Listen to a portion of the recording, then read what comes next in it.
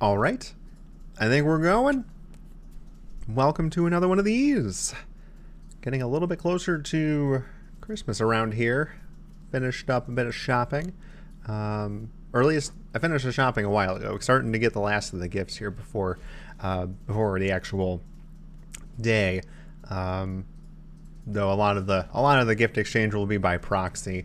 We have like my mom will be going to a slightly smaller gathering of family members, but that's only slightly smaller because a lot of us are agreeing not to go.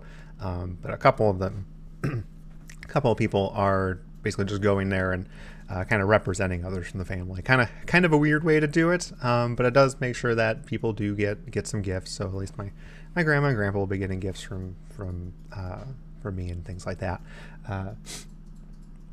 Making do with what we got, making sure that people are sufficiently distant from each other and not having to cross each other's communities, especially like since I know that Heather and I probably will be extending into other communities, just for other things that we need to do at the end of this year. So that's probably a good thing that we're kind of keeping isolated for the time being. But how are you doing today? Hopefully wonderful. As kind of alluded to before, I think we'll just kind of talk a bit about. I took it off the shelf. It's over here. Da-na-na-na. Legend of Zelda today. Didn't take Zelda off the shelf. Probably could have done that. It's Link this time. Can I get him close enough that it'll focus on him and not my face? It's not like Donkey Kong where like my face won't show. It's just not close enough. I'm just gonna stop trying after a little bit. Excuse me. I just had like a salted caramel treat, and it is like making me want to clear my throat every 2 seconds. So hopefully that doesn't get annoying while we're going over this. I'll have to remember not to do that in the future. So obviously, or not so obviously, believe this is a Link styled off of the Twilight Princess iteration, a little bit darker, a little more I don't want to say elegant. It was sort of a dark gothic elegance for Twilight Princess, but we'll kind of get into it. So I mentioned here a couple times that the game I've been playing, or games I've been playing, have been Age of Calamity, which is the sort of Dynasty Warriors, Legend of Zelda crossover type game. That's not really a beat 'em up, but a Dynasty Warriors type game featuring Legend of Zelda characters, namely from Breath of the Wild, which has been. I was looking forward to it as soon as they announced that, because anything going over that story just seemed ridiculously interesting to me. One, Breath of the Wild just sort of blew my mind from a gameplay and a feeling like a part of the world perspective. It was just so good, and I'd kind of forgotten how that felt until I'd played Age of Calamity. It was like, I'm remembering some of the stuff from Breath of the Wild by playing this game, and it's sort of plucking all the same strings. And if it's like triggering all these kinds of memories, and I want to play that again. So that's exactly what I did.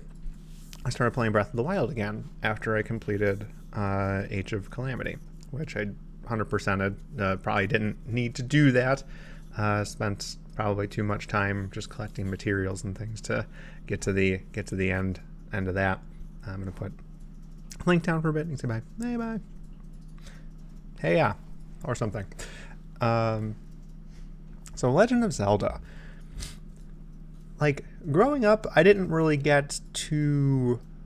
play Legend of Zelda growing up for the longest time. I had heard of it for the NES, but not when I was a kid. That was not the kind of stuff that my parents were into, particularly my dad. He's the one who bought the NES to begin with. And all the games that we got there were things that were interesting to him. I was 2.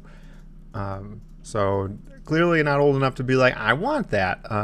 Just old enough to realize that I wanted to play games. It's like, oh, that's interesting. I want to play, so I try it. And that's like around the time that I started like attempting to play games. That was the first time holding a controller and trying to do things. So I hadn't played Legend of Zelda for the NES. Like I said, I'd heard of the series, and not even for the Super Nintendo either. I didn't have that, as we talked about with the Donkey Kong video from last week. I had a Sega Genesis for that generation of consoles. I didn't have a Nintendo system for that time frame, other than the NES. So I didn't really play much from that generation unless I was over at a friend's or family's place that had a Super Nintendo. And I had a few, but they also didn't have Legend of Zelda games. It wasn't until probably high school that I started hearing more about it. My friends were super into Ocarina of Time and Majora's Mask. And still, despite having an N64, I still didn't play a Legend of Zelda game. But it got me super interested the way that they would talk about these experiences. They were just like mind-changing about how a game can be played. So I believe it was then in college that I would have had my first... Actually, no, it wouldn't have been. The GameCube era was when I would have played my first Legend of Zelda game, which was Wind Waker. And that game was super cool. I enjoyed that a lot. And it was weird that I'd talk about that game in such high praises compared to other people talking about Ocarina of Time at the time, because people were like, this looks too different. Nobody would like this. It's such a kiddie version of a Zelda game, but it did such a good job with like, normally when you have this gigantic world, it was an interesting way to make a gigantic world without having to display a gigantic world most of the time. It was split up into like a grid system. Like your map was basically a grid system. And in each of those grids was one island that you can visit. Each one of those grid squares was an island that you could visit, like disembark and go explore. And a lot of those weren't like huge or anything, but it gave the world a sense of hugeness. It was probably one of the largest worlds in a video game at the time. It just didn't quite feel like it because only a handful of those were truly large dungeons, and the other ones were just places you can go explore to like find some items to bring back to other people. But the Great Sea was just a fantastic way to make you feel like this world was... It used to be something really, really big until this flood happened, and just everything kind of got demolished. And all that's left is the highest peaks of the game world. And it's interesting because like those peaks still exist in later iterations of this map. So when we do jump to things like Breath of the Wild, all of those mountains are there, and it's not a stretch of your imagination to be like, okay, while these dungeons aren't the same, this is the part of Hyrule that was visible or reachable in Wind Waker because it was tall enough to survive the Great Flood. So that was kind of interesting. I really, really enjoyed that bit of storytelling. And while like traveling along the Great Sea for like as long as you have to, that got a little annoying over time. The HD remake they did for the Wii U fixed that a little bit by giving you a sail that lets you move faster or travel the Great Sea faster. But I just loved the music that played at the same time. It was just really good kind of horn music, just good brass on that soundtrack for Wind Waker. But that was my first experience, and I did get to experience that whole go get like 3 things, which unlocks going to get the Master Sword, which unlocks doing some more things that lead up to doing doing the final boss, going to the final boss. And that trope didn't end for the longest time with Legend of Zelda games. The next one that I had played, I can't remember. It's a tie between either Link to the Past or Twilight Princess. And both resonated in interesting ways. Twilight Princess was just so, like, after seeing that for the first time, I'm like, oh my goodness, this is so different than Wind Waker. Wind Waker was so, it's like bubbly, but still very real with how it was trying to convey its concepts. It's like, it's still very high stakes. But this one just looks like high stakes, which was always kind of interesting. And it's still like played in the same go get 3 things, the mask shards, and go do a bunch of other stuff, and then go do the final boss. And so that world felt big too. It wouldn't be until the 3DS that I kind of compared that to Ocarina of Time, but we'll get to that. The reason that I had played A Link to the Past at about the same time as Twilight Princess, though, because that was about the time in my my gaming mind that I was like, if people think that a game is really good, if a lot of people agree that a game is really good, it might just be a really good game. So I was kind of, I don't know, trying to be like a video game hipster or something. I'd play like really weird games at the time that nobody was talking about, because I was like, well, like, all the mainstream games can't be that good. But like a few friends of mine were telling me that like Final Fantasy VI is really good and you should go play it. And A Link to the Past is really good, you should go play it. And I listened to them in college. It took me until college to do that and pick up those versions of the games for the Game Boy Advance. So that's why that was so late there. Like I was playing games like Baten Kaitos and Tales of Symphonia, which I did encourage my friends to go try too, so they got to experience games that were way outside of the normal periphery. And even one of my friends now, he's just like plays all kinds of JRPGs, and would usually let me know, it's like, if you didn't tell me about these kinds of obscure things growing up, I probably wouldn't be where I'm at today playing all these really cool games. So it's kind of, at least that helped a little bit. It really stifled what I was playing for a long time though. But thankfully that my friends kind of gave me a bit of a wake-up call there and be like, hey, people say these games are good, try them. Like, they're probably being said that everyone says it's really good for a reason. Go give it a shot. It's not going to hurt you to try. It's a game. So did that, and thank goodness, because A Link to the Past was phenomenal. Even for like in being introduced to kind of the graphic level, the fidelity level that I was in Wind Waker and Twilight Princess, playing that didn't feel bad. I enjoyed the presentation of like kind of the SNES generation graphics, and that was fine. But that was just like, okay, so Legend of Zelda games have just been good forever. Like, they've always followed this same paradigm. It kind of sealed that in. It was just sort of like, okay, they're really not making this like grand new game every time. It's just fitting that paradigm to a new interesting aesthetic. It's really just aesthetic changes every time. But there's nothing wrong with that. Like, it's still like the same story over and over again, generally. It's just it changes to fit the time, or changes to be surprising to fit the time. Which probably leads up to the next one. Probably a few handheld iterations. It was after that point the 3DS came out, and I had tried Ocarina of Time for the first time. That wasn't just like trying it for a little bit at a friend's place, and it was really good. I really enjoyed that.